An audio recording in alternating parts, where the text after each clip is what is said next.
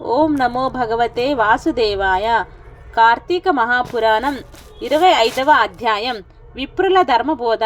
అంబీరష, పూర్వకర్మ అనుసారికై నీకు ఇప్పుడు 2 ప్రక్కల నుంచి కంఠపాశారజ్ఞులవులు ఈ ధర్మ సంకటం ప్రాప్తించింది.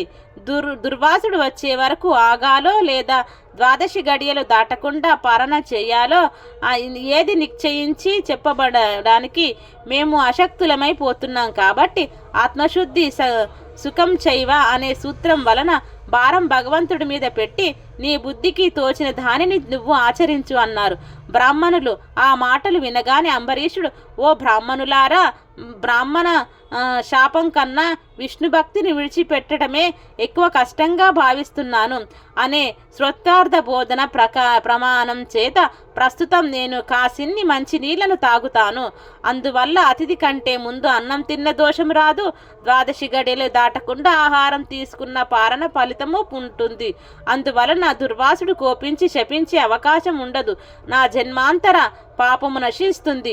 ఇదే నా నిర్ణయం అన్నాడు. అలా అంటూ వారి ఎదుటనే రవ్వంత జలపానం చేశాడు. నోటి దగ్గరి నీటి పాత్రని ఇంకా నేల మీద పెట్టనైనా లేదు. అదే సమయంలో అక్కడ అడుగు పెట్టాడు దుర్వాసుడు.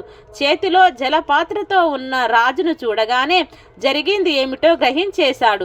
చూపులతోనే కాల్చేస్తాడు అన్నట్లు చురచురా చూశాడు. మాటలతోనే మరణ హోమం చేస్తాడా అన్నట్లు రేరే దురహంకార పూరిత రాజధామ, అతిథినైన నేను లేకుండానే 12 పారాయణం చేస్తావా? స్నానం చెయ్యకుండా భోంచేసేవాడు మలభోజి అవుతాడు. పరుడికి పెట్టకుండా తానొక్కడే తినేవాడు పాపభోక్త అవుతాడు. తానాహ్వానించిన అతిథికి పెట్టకుండా ముందుగా తానే భుజించేవాడు అశుద్ధంతో పురుగుల వలె మలాషి అవుతాడు. పక్వమైనది కానీ ఫలం కానీ పత్రం కానీ నీళ్లు కానీ భోజనార్థంగా భావించి సేవించినవి ఏదైనా సరే అన్నంతో సమానమే అవుతుంది. అందువలన నీ చేత అంగీకృతుడనైన అతిథిని నేను రాకుండానే నాకంటే ముందుగా అన్న ప్రతివిధిగా జలపారణం చేశావు. బ్రాహ్మణ తిరస్కారివై నువ్వు బ్రాహ్మణ ప్రియుడవైన విష్ణువుకు భక్తుడు ఎలా అవుతావు? యదా పురోధనస్య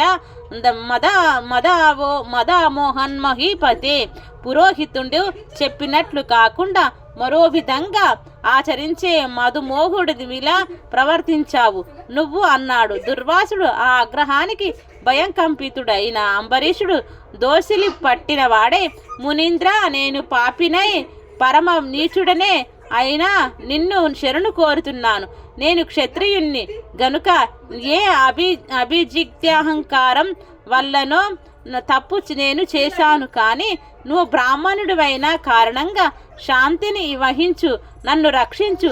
నీ వంటి గొప్ప ఋషులు తప్ప విడిచి మమ్మల్ని ఉద్ధరించే వాళ్ళు ఎవరూ ఉంటారు అంటూ అతని పాదాల మీద పడి ప్రార్థించాడు. అయినా సరే దుర్వాసుడు కోపం తగ్గలేదు. మణిమకుటాన్ని ధరించే ఆ అయోధ్యపతి శిరస్సున తన ఎడమకాలితో తన్ని వేశాడు. రవ్వంత ఎడంగా వెళ్ళి ఎవరికైనా కోపం వచ్చినప్పుడు ప్రార్థిస్తే వాళ్ళు శాంతులు అవుతారు. కానీ నేను అలాంటి వాడిని కాను. నాకు కోపం వస్తే శాపం పెట్టకుండా ఉండను.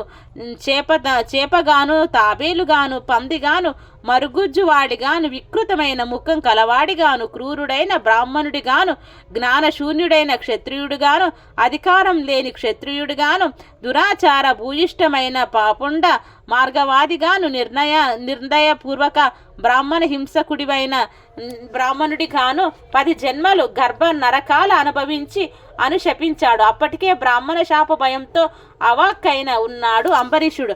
అయినా అతని అంతర్యంలో సుస్థిరుడై ఉన్న శ్రీ మహావిష్ణువు కల్పాంతరాల లోక కళ్యాణార్థమై బ్రాహ్మణ వాక్యాన్ని తిరస్కరించకుండగానే తన వ్రతం వల్ల ఆ 10 జన్మల శాపాన్ని తానే భరించదలచి గృహ్ణామి అని ఊరుకున్నాడు. అన్ని శాపాలు ఇస్తే గృహ్ణామి అంటాడేమిటి రాజు? వీటికి ఇంకా పెద్ద శాపం ఇవ్వాలి అని మరోసారి నీరు తెరవబోయాడు దుర్వాసుడు. కానీ సర్వజ్ఞుడైన శ్రీహరి దుర్వాసుడి నోట ఇంకో శాపం విలువడకుండగానే భక్తుడైన అంబరీషుడి రక్షణార్థంగా తన ఆయుధమైన సుదర్శన చక్రాన్ని వినియోగించడంతో అక్కడ పూజాస్థానంలో ఉన్న యంత్రాన్ని ఆవహించి జగదేశ శరణ్యము జగదేక భీకరము అయిన సుదర్శన చక్రం రివ్వున దుర్వ్యాసుని వంక కదిలింది. ఆ చేతనైన పూజిత సజ్జనులోంచి జడమైన విష్ణు చక్రం దివ్యకాంతి ప్రభాశోభితమై తన వంక కదరి రావడాన్ని చూడగానే దూర్వాసుడు త్రుళ్ళిపడ్డాడు. ఆ చక్రానికి చిక్కకూడదని శ్రీ భూచక్రం అంతా కూడా క్షణాల మీద పరిభ్రమించాడు. అయినా సుదర్శనం అతగాడిని తరుముతూనే ఉంది.